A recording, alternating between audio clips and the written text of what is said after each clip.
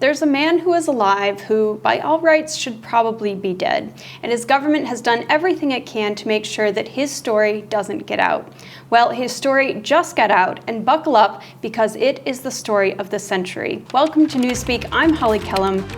And joining me today is Ben Hedges. He is the host of A Foreigner's View of China in Mandarin called Lao Wai Kan Zhongguo, and he is here to discuss this very, very unusual story. That's right, Holly. Well, it's great to be here. So this man, Mr. Cheng Pei-ming, he is a Falun Gong practitioner, and Falun Gong is a Buddhist practice that rose to popularity during the 90s in China and attracted the attention of the government, unfortunately. And in 1999, the Chinese regime, communist regime, started a brutal crackdown on Falun Gong, a persecution. And there have been numerous human rights abuses, one of which is forced organ harvesting, which has been reported. It's been the subject of several studies, organ harvesting human rights China tribunal. And basically it is thought by experts that this is happening. They are basically taking the organs of living people, and obviously the person dies in that process, which is very tragic, and they are selling those organs in organ transplant hospitals. So we now have the first ever recorded case of a person who seems to have survived an organ transplant operation. Like you said, he is supposed to be dead, but he is not. He is alive, and he is telling his story. And he actually told it at a press conference today in Washington, D.C., and this is Mr. Cheng Pei-ming. So he was imprisoned in a prison in Daxing in northeastern China, Heilongjiang province, and he was tortured, and he was then sent to a hospital in the same city where they carried out an operation on him without his consent. So let's actually play a clip from the press conference today. Sure. On November 16, 2004, the prison intensified its tortures against me. At 8 p.m., I was fully conscious and had no other physical issue. But they possibly took me to the fourth hospital of that team. The police informed my family that I was in critical condition and that the probability of death from the surgery was 80%.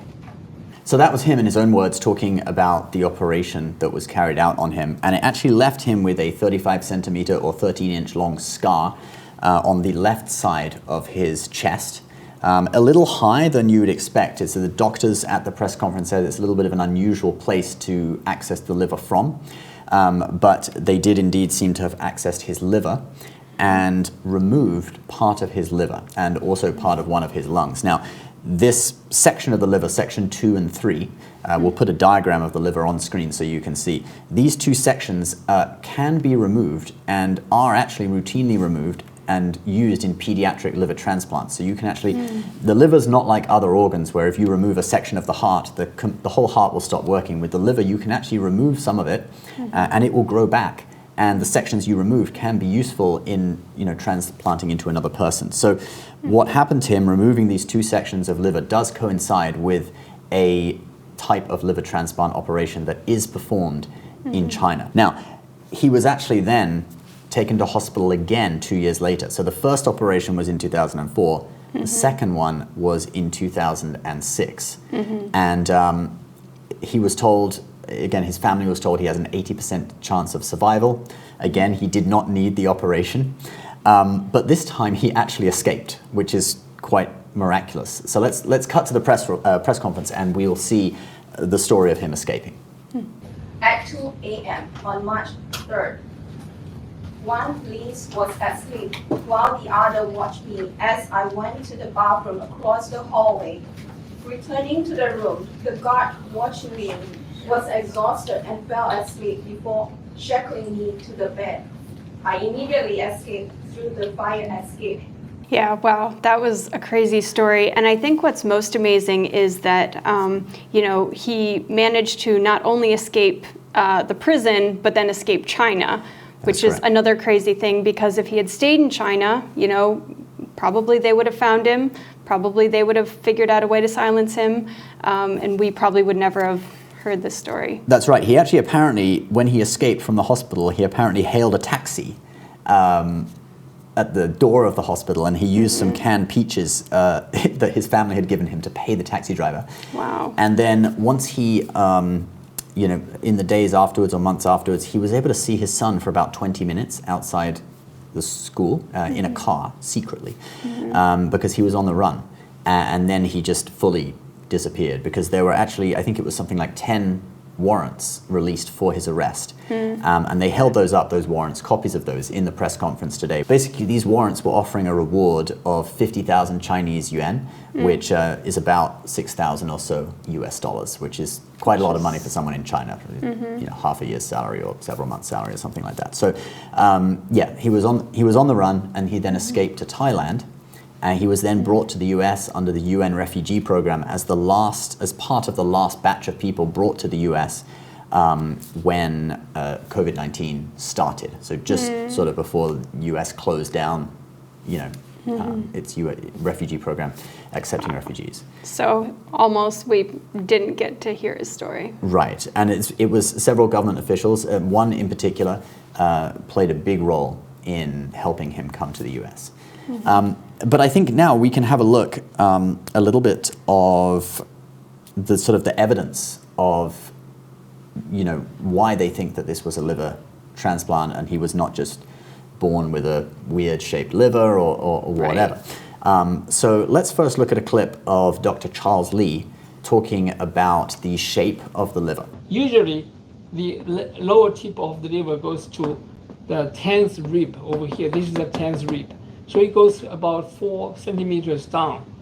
And then, push the kidney. We have another picture, which is not here. The kidney was pushed down. So this is the way how, it was done. And another concept I need to introduce you is that the liver has a very specific characteristic of regeneration. Usually when part of the liver is removed, then the remaining parts of the liver will enlarge, which is the way that the remaining liver enlarged by itself into all different directions. Yeah, I mean, just looking at the diagram, it almost looks like he has just half a liver. Like you barely see any of the other part of it. On his left-hand side, which is what looks like the right from the point of view of the camera, there's not much there, is there? And you can see that it extends below. So he had a load of medical tests done when he came to the US, imaging, MRI, CT scans, etc. And this has been looked at by a group of doctors as well. Unfortunately, we have seen the identities of these doctors, but we're not allowed to release them yet. They have agreed to talk to the US government. If the US government wants to, they will testify, but they are not publicly attaching their names to this yet, just because it's such a sensitive thing. However, if they are required to testify by the US government, they have agreed that they will do. But yeah, he's talking about also the regeneration as well. You can see the liver sort of grew upwards into a bulge on his right-hand side. That's where it started to regenerate. But in addition to the liver growing, there's also evidence of scar tissue on the liver where they cut off the part originally. So we have a clip from that from the press conference as well. Let's take a look. And this is the growth of the section 4 I just showed you. Then it looks like a lobe, the tip. But you can see this irregularity of the surface over here on the top and over here on the bottom. And these are actually the scars left by the parenchymal cut. Because when you cut the part of the liver, you have a flat surface. And usually after you cut it, then the scar tissue will form in a few days. Yeah, I think that's a key piece of evidence because when I saw, when I first heard about this, my first question was, did he have a congenital issue where just, part of his liver was bigger and he just had his left side was smaller from birth. And so I think that kind of explains, that this is actually a surgery and not just something he had before. Right, yes, yeah. With this, there is quite a lot of additional evidence that we have, but it's going to be kind of brought out gradually. They really decided to do this press conference today because Mr. Chung actually feared for his life. He has apparently been harassed and supposedly there have been assassination attempts on his life. And they wouldn't say too much at the press conference about that today, but they said they have been talking with the FBI, and the FBI are investigating it. So they wanted to kind of leave that for a later time. So my understanding is that they're going to be releasing a lot more information about his case. But another thing that kind of backs up his story is that from back in 2004, there were already articles on him on Falun Gong websites reporting on what had happened to him. So the photos of him in the hospital chained to a bed were already online on that website in 2004, the original account of him having that non-consensual operation. But at that point, they didn't know yet that this was organ harvesting, because if I remember correctly, this wasn't really even a thing. I remember there was a woman who came out, I don't know her real name, but she went by Annie, and she said that her husband had performed numerous transplant surgeries on Falun Gong practitioners in China. Yes. And she basically kind of broke the story, as far as I'm aware. That was 2006, so probably in 2004 when they reported that, this was just like an unusual surgery that he had. Yeah, he didn't know it in 2004, although he did say in the press conference that one of the prison guards has said that he had a transplant surgery, but he didn't know what to make of it, because maybe he didn't even know that you can remove part of the liver. I mean, you'd assume if someone had a transplant surgery, they'd be dead, right? So he didn't really understand it at first. And then, obviously he went back in 2006. He was taken back to hospital in 2006. And the doctor had told him he would be having surgery the next day, and that's why he managed to escape. And then obviously organ harvesting has been exposed going from 2006 onward, and then more recently the China Tribunal in the UK, which has really been the thing that has kind of solidified that it is happening, giving very high-level evidence and respected lawyers, and making their statements on it. Yeah, well, and it's interesting because one of the people who testified at that was a New York Times reporter, Didi Kirsten Totlow, and she said that, she was a correspondent in Beijing when, a lot of this was breaking, and she tried to report on it. And I think it was 2015, China came out and basically said, yes, we have been using death row prisoners as our organ supply. You can talk more about the Chinese, perceptions of organ donation and how that's kind of a taboo thing in China. But my understanding is that, she tried to report on it, and her newspaper basically shut her down. In fact, she was at a lunch with a doctor, and she had been reporting on, the fact that China was using prisoners. And she said that there were actually two doctors, and one of them turned to the other doctor because the situation was he was complaining that her reporting had led to one of his exhibits that he had submitted at some conference not being accepted because of the reporting that she had been doing. And she basically said, well, don't look at my reporting, look at your practices. And the other doctor turned to him and he said, is there something wrong with taking the organs from prisoners who are on death row? And the doctor was like, yeah, that's not good. And then he said, even prisoners of conscience? And the doctor was like, yeah. He didn't know it because he'd just grown up in China, right? He didn't even have a concept that it would be wrong. Exactly. Right? Like most people in most countries Exactly. do. That's crazy. Yeah. And so she tried to, she wanted to go further on this topic, and she said that her editors basically shut it down. Wow. Which, Could that be related to the New York Times keeping its visas for China for its reporters? Well, and this is the biggest problem because China has the New York Times has a bureau in China, and to be able to even be in China, you need to somewhat be in the good graces of the Chinese Communist Party, and this, as far as I can tell, is probably the biggest third rail that China has. They don't want people to know about their forced organ harvesting program, and even though they have admitted that in the past, yes, we use prisoners, they'll never mention Falun Gong. Will they? Yeah, they don't mention Falun Gong. Death row inmates. Right. They don't, But the other part of this is that, first of all, China keeps its death row inmate population number secret. So we don't actually know how many people are convicted or killed each year. The other thing is what they consider a death row inmate. I think in the West, that conjures up illusions that people have committed heinous crimes.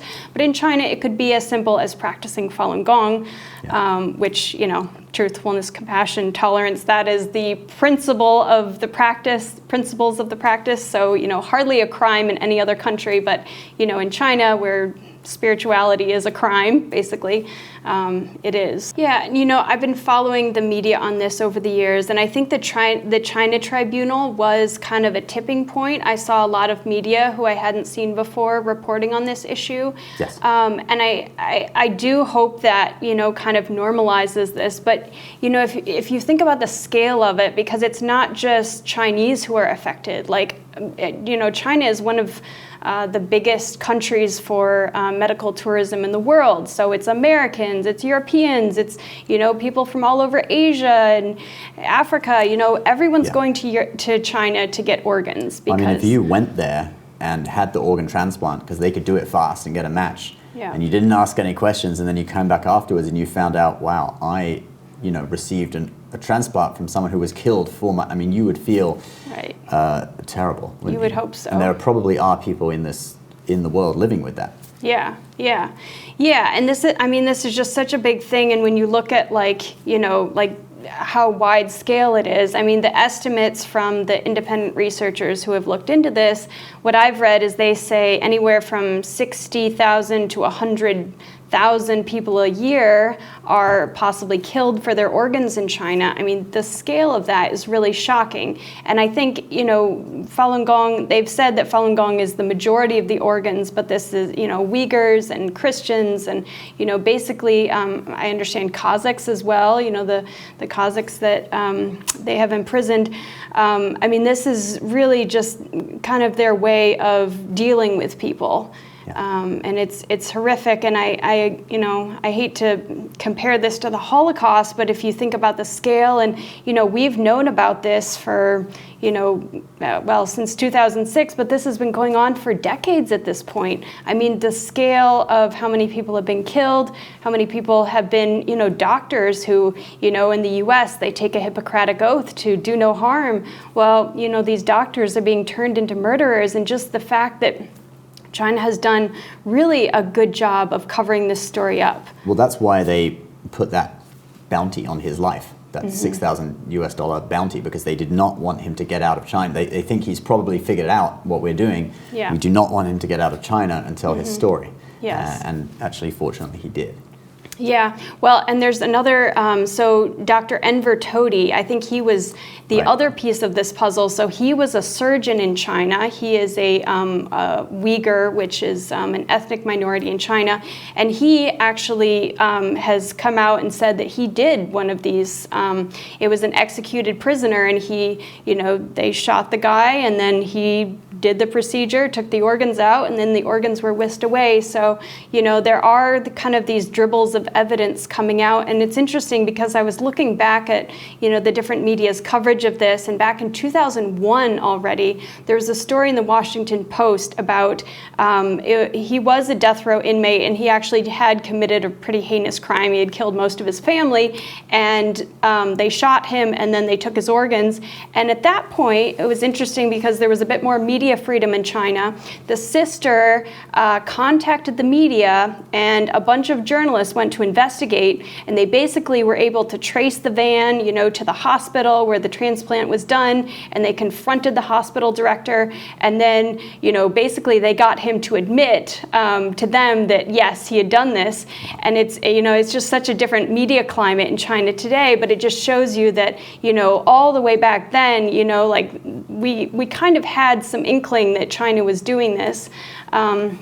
And again, I think we have a little less sympathy for somebody on death row. But again, I understand there's cultural sensitivities for Chinese around donating their organs. So, I think most people would agree you should have the right to say what happens to your body after death. Yes, but they typically don't volunteer their organs to be donated, do they? Right. Yeah. Right. And I would say probably also most people on death row, their organs probably aren't fit to donate as well. Right. And I think that's why. That's why they wanted the Falun Gong practitioners, because Falun Gong practitioners do not smoke, do not drink alcohol, and in general live quite healthy lives. So, you know, like they said in the press conference, this guy, he was 39 years old, he did not smoke, he did not drink. They treated him as a resource. And, you know, after removing his liver, they kept him there in prison and for future use is how they put it, which is pretty dark. And then 2006, that next attempted operation was a future use. But, you know, we have seen some changes in the attitude of the government. And recently we had the Falun Gong Protection Act pass through the House, in the US House of Representatives.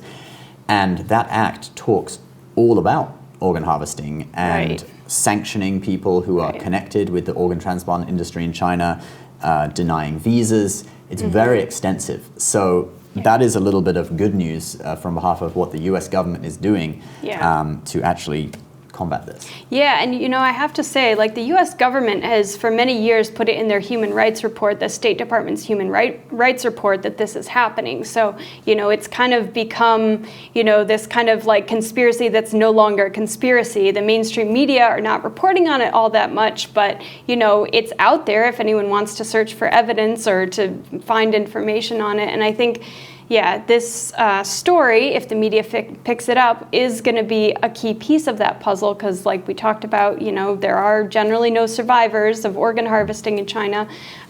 So it'll be interesting to see whether his story actually does get picked up. And we'll certainly be following it. We will. So again, this was Ben Hedges joining me from La Wai Kan Zhengwo. I will put a link. He actually has a few channels. That's his main one, but I'll put his other channels down below. And Learn Chinese Now as well, which is where we focus on Chinese culture, the good things from China, not the heinous human rights abuses. Because we don't want people to think that we are against China. We are certainly pro-Chinese history and culture, but we recognize that the government of China today, the communist regime, is rather brutal and has persecuted the Chinese people tremendously. Yes. And that's all for today. Thank you for joining us. Again, I'm Holly Kellum, and this is Newspeak.